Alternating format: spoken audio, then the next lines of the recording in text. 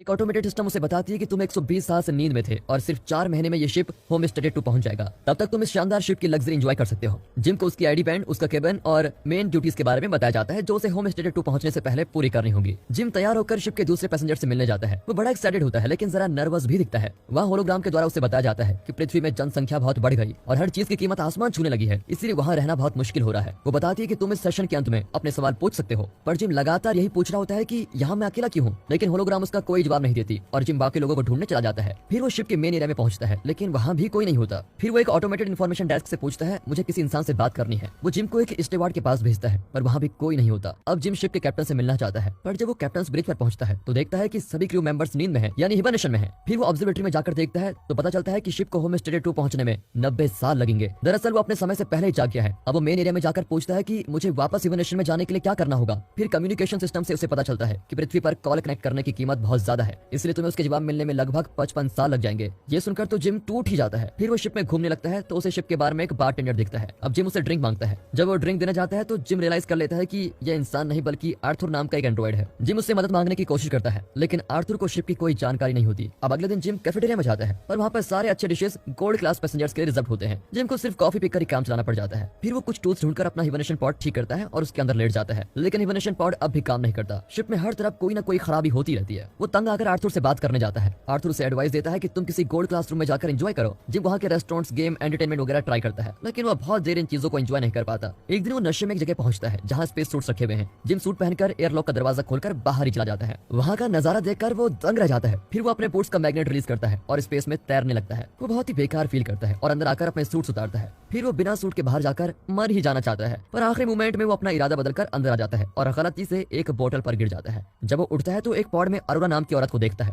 उसके बाद वो डायरेक्टरी में उसकी फाइल्स ढूंढता है और उसका पैसेंजर इंटरव्यू सुनता है। फिर वो बाहर में जाकर आर्थर को अरोरा के बारे में बताता है। जिम को खुद पर तरस भी आता है क्योंकि वो एक बेहतरीन लाइफ की तलाश में दूसरे प्लेनेट पर जा रहा था, लेकिन वो समय से पहले ही जाग गया। इतना ही नहीं, वो अरोरा की और अट्रैक्टेड भी होता है, लेकिन उससे बात भी नहीं कर सकता क्योंकि वो हिबरनेशन में है। इस तरह दिन गुजरते हैं और जिम अब अकेलेपन से तंग आ चुका है, इसीलिए वो अरोरा के पॉड को एक्टिवेट कर देता है। जब अरोरा हिबरनेशन से बाहर आ रही होती है तो जिम छुप कर अपने केबिन में चला जाता है। कुछ देर बाद जिम मेन एरिया में जाकर देखता है तो अरोरा वहीं पर होती है। वो बहुत कंफ्यूज होती है। दरअसल जब 1 साल पहले जिम अपने हिबरनेशन पॉड से उठा था तो वो भी इतना ही कंफ्यूज था। अब जिम उसे बताता है कि सिर्फ हम दोनों समय से पहले उठ गए। वो अरोरा को फिर ऑब्जर्वेटरी में ले जाकर बताता है कि शिप के क्रू मेंबर्स और मेन कमांड अब तक नींद में है। अरोरा घबरा जाती है और फिर से अपने पॉड में जाना चाहती है। तभी जिम कहता है कि इस शिप में ऐसा कोई भी इक्विपमेंट्स नहीं है जिससे हम वापस हिबरनेशन में जा सके। अरोरा परेशान हो जाती है कि अब वो होम स्टेट 2 पर नहीं पहुंच पाएंगे। उसे जिम के लिए बुरा लगता है क्योंकि वो 1 साल से इस शिप में अकेला जी रहा था। जिम अरोरा को आराम करने के लिए कहता है क्योंकि वो अभी अभी हिबरनेशन पॉड से बाहर निकली है। अब जिम अपनी हरकतों पर गिल्टी फील करता है। वो बार में जाकर आर्थर से कहता है तुम अरोरा को मत बताना कि मैंने उसके पॉड को जानबूझकर एक्टिवेट किया था। अगले दिन अरोरा मेन एरिया में जाकर हिबरनेशन पॉड के बारे में कुछ इन्फॉर्मेशन मांगती है।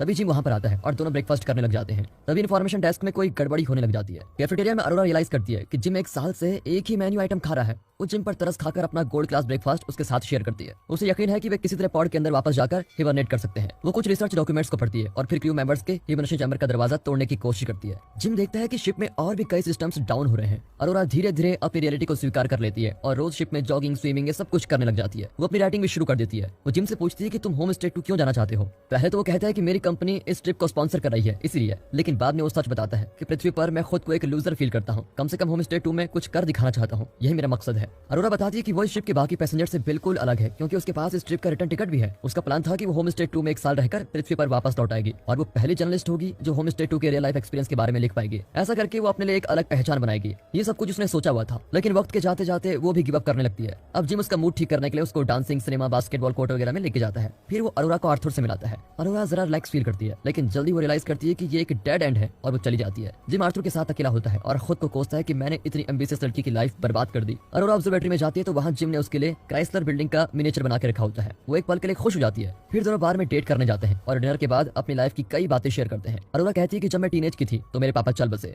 फिर दोनों स्पेस सूट्स पहनकर शिप के बाहर स्पेस वॉक करते हैं। जिम को अच्छा लगता है कि वो किसी के साथ मिलकर ये खूबसूरत नजारा देख रहा है। जिम दोनों के बूट्स के मैग्नेट्स को ऑफ कर देता है और दोनों साथ ही तैरने लग जाते हैं। फिर दोनों अंदर आकर किस करते हैं और जिम के कैबिन में जाकर इंटीमेट होते हैं। अगले दिन अरोरा जिम के कैबिन में शिप हो जाती है और दोनों पार्टनर्स की तरह रहने लग जाते हैं। वे हर काम साथ मिलकर करते हैं। अरोरा शिप के अंदर अपनी लाइफ के बारे में लिखती रहती है। जिम शिप को एक्सप्लोर करता है और हाइड्रोपोनिक्स में पहुंच जाता है जहां वाटर सोल्यूशन में पौधे उगाए जाते हैं। वहां से वो अरोरा के लिए एक फूल लेके आता है। एक दिन दोनों ऑब्जर्वेटरी में जाते हैं तो देखते हैं कि उनका स्पेसशिप एक रेड जायंट स्टार के करीब गुजर रहा है। उस दिन अरोरा का बर्थडे होता है और वो एक रेस्टोरेंट में सेलिब्रेट करते हैं। फिर वे बार में जाकर ड्रिंक करते हैं। जिम वॉशरूम में जाकर अरोरा के लिए एक रिंग तैयार करता है। यहाँ अरोरा आर्थर से बातें करने लगती है। अब आर्थर जो कि एक एंड्रॉइड है वो अरोरा को बता देता है कि जिम अकेला फील कर रहा था, इसलिए उसने तुम्हें जानबूझकर हिबरनेशन से जगा दिया। इतने में जिम आ ही जाता है और अरोरा बहुत गुस्से में होती है। वो जिम को डांटती है और घबराकर वहां से चली जाती है। जिम अपने केबिन में लौटता है तो अरोरा की कोई चीज वहां पर नहीं होती। अगले दिन वो कैफेटेरिया में अरोरा को देखता है, पर उसको देखते ही अरोरा तुरंत भाग जाती है। एक रात वो जिम के केबिन में जाकर उसे मारने लगती है और उसका खून करना चाहती है। इसके बाद वो जिम को एकदम इग्नोर करने लगती है। जिम कम्युनिकेशन सिस्टम के जरिए उसे अपनी सिचुएशन एक्सप्लेन करने की कोशिश करता है और कहता है कि मैं तुमसे प्यार करता हूँ, पर अरोरा कुछ सुनने को तैयार ही नहीं होती,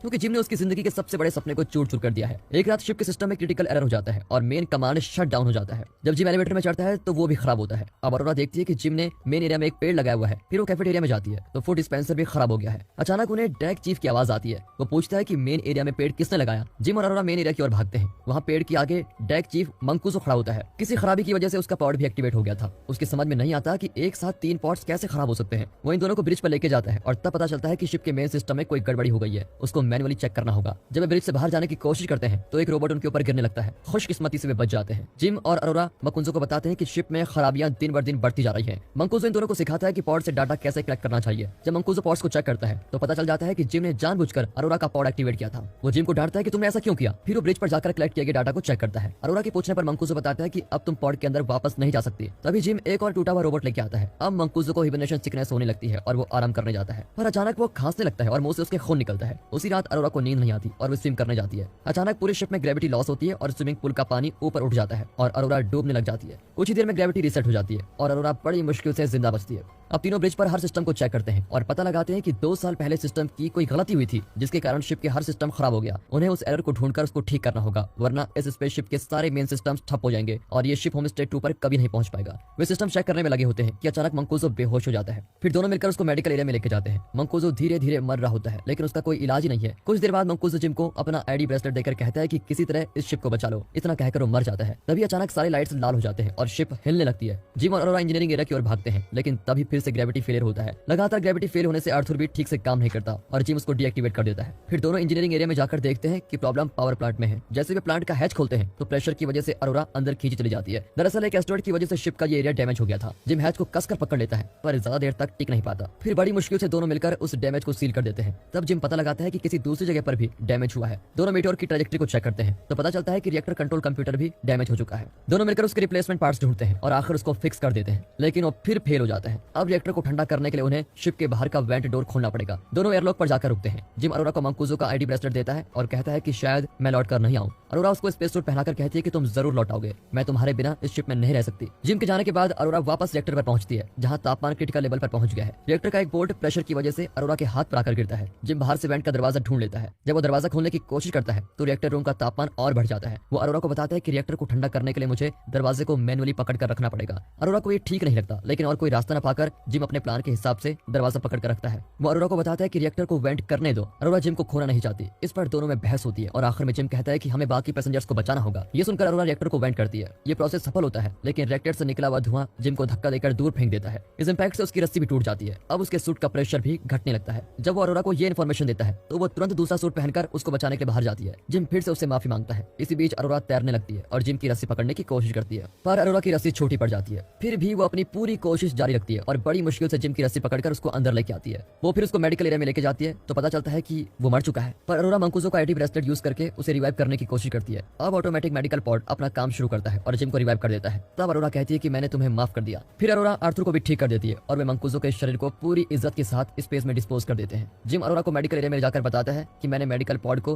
हिबरनेशन पॉड की तरह यूज करने का तरीका ढूंढ निकाला है। तो मेडिकल पॉड के अंदर चले जाओ और होम स्टे 2 तक का सफर पूरा कर लो। लेकिन अरोरा इंकार कर देती है और जिम के साथ एवलोन पर ही रहने का फैसला करती है। आखिर में जिम अरोरा को प्रपोज करता है और दोनों स्पेसशिप में अपनी लाइफ गुजारते हैं। 88 साल बाद एवलोन होम स्टे 2 पर पहुंच गया है। तभी सभी क्रू मेंबर्स जाग जाते हैं और स्पेसशिप को बुरी हालत में पाते हैं। अरोरा ने उनके लिए एक मैसेज छोड़ा होता है, जिसमें वो बताती है कि जब क्रू मेंबर्स और पैसेंजर्स हिबरनेशन में थे तो इस स्पेसशिप में अरोरा और जिम की लाइफ कैसे थी और उन्होंने इस स्पेसशिप को और बाकी स्लीपिंग पैसेंजर्स को कैसे बचा कर रखा। ये सब कुछ उसने बताया होता है, यानी कि वो दोनों अब मर चुके हैं। और दोस्तों, इसी के साथ ये मूवी यहाँ पर